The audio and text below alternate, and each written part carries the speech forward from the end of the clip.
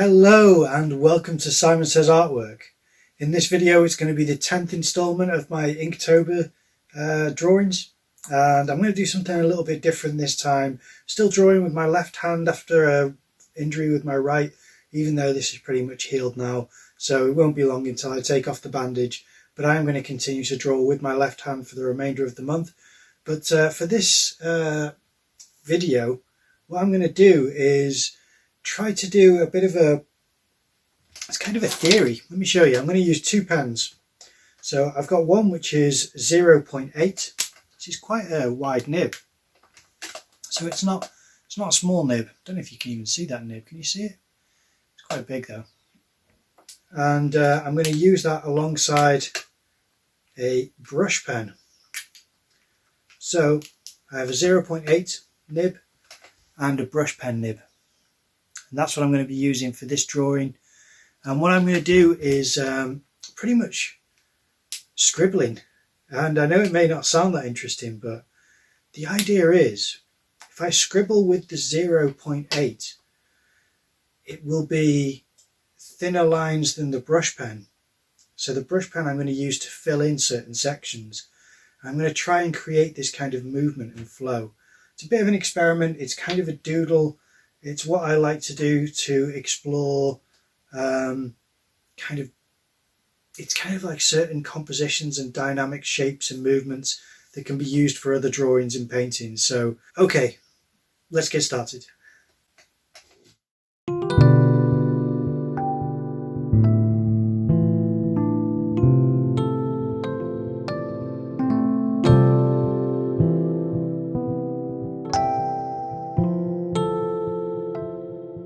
Okay, so back in the little black sketchbook and away from the figurative into the abstract.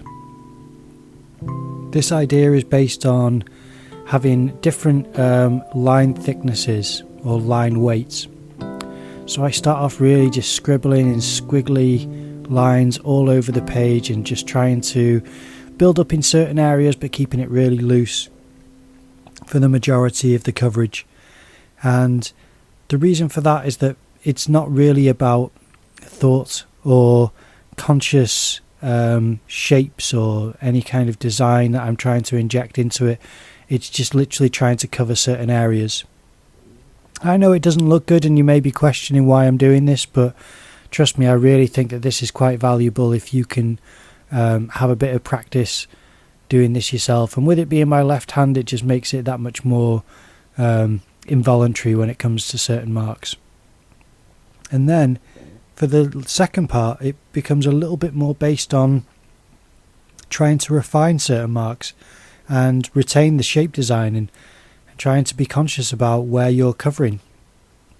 I didn't spend especially long looking and considering this. It was still very much just based on intuition, but at the same time it's got to be something where you subconsciously start assessing the balance of the lights and darks on the page and trying to create a certain amount of coverage that you find appealing. And I think that's really quite interesting. And as soon as I see the difference between the squiggly light thin marks and the heavier brush marks, I already find it very interesting, just because of the difference there, the contrast between the two. And especially since I'm going over certain marks that I've already made and trying to add to that and shape it a little bit more cleanly and design it a little.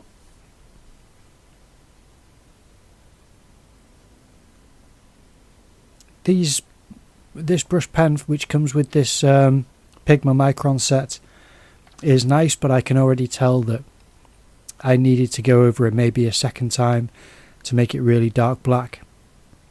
It's not important for this drawing, but it was something which I noticed that sometimes I would go back over certain areas to try to ensure that it was covering some of the lines underneath. And I think that it's already starting to look quite nice. I don't know if you agree, but if you look at the shapes that are coming out of the brush pen section. They're something which I wouldn't have made without the squiggly lines beneath it, and the squiggly lines help to make it look quite dynamic. It looks like movement. It looks like movement and depth. And there's certain parts which could be 3D. Or if it's 2D, then shooting into a 3D environment. And that's what I think is really interesting about this technique. And doing figurative work, I'm sure that you can use this type of principle, but the fact that it's so abstract and so quick and something which just you can just use as a way to explore space, it makes it really quite unique as a practice. And the theory behind it just being to explore line weight and try to discover movement in these marks. Things which you can use in more figurative ways, or you can develop the abstract shapes into another larger and more carefully drawn piece or painted. And it is something which I could imagine doing. There are fine art practitioners who make work not too dissimilar to this. But this is something there's no way I'd have been able to draw some of these shapes and the gaps between the shapes without this scribbly beginning. I don't know, maybe you're looking at it thinking, yeah, but for me, I just think it looks really quite nice, and I really appreciate pages like this. It really adds something quite different. A lot of the abstract stuff I really quite like, and maybe it's because I think that it's hard to replicate or to create without doing some of these more unorthodox practices. Sadly, it's not something which I really discovered or covered in university. I wish they would have known things like this, but I'm pretty confident that the tutors didn't know about things like this. They'd do other practices, but they wouldn't have any theory behind it. And that was what I found very frustrating with university that I went to in North Wales. And I've been through a lengthy complaint process about some of the things that happened in university. And I talk about that in my previous podcast that's now ended, called Studio Buddies. So if you go back to ones like what to expect when starting a fine art course, that one goes into certain details about what the students experienced. But I am hoping to do a little bit more of a comprehensive accounting of all of the things that went wrong in my experience and the stories that I heard from other people. And I'm going to be fairly careful and respectful so that I don't get into too much trouble or get anyone else in trouble when discussing these things. But at the same time, I'd like to make the audience that I have aware of just how bad and how unprofessional some of the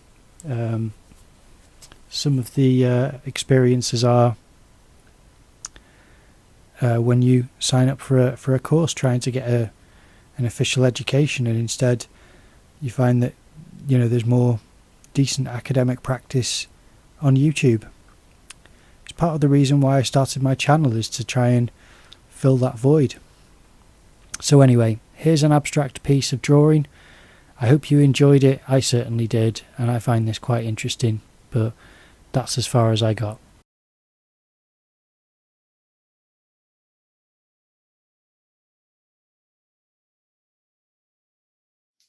Okay, so that is the drawing done. Now, I really quite like that, to be honest. I think that it was really interesting. So that's what it comes out looking like. I don't know if you're familiar with the artist Kandinsky, but to me it reminds me of some of his more experimental work. And I quite like some of this, how you've got like a patchwork of different shapes and things. You can kind of see certain things in it. I mean, maybe it's just me, but I feel like you can see certain ideas and thoughts in there.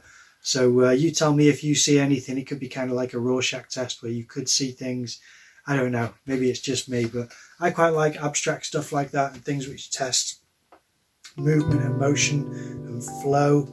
And yeah, it's a bit abstract and it's a bit of an experimentation, but I quite enjoyed it, and I hope you did. If you did, then please leave a like, comment down below, subscribe to the channel, ring that notification bell, share this with any friends and family that you can. I appreciate you all watching. Thank you very much, and I will see you in the next video.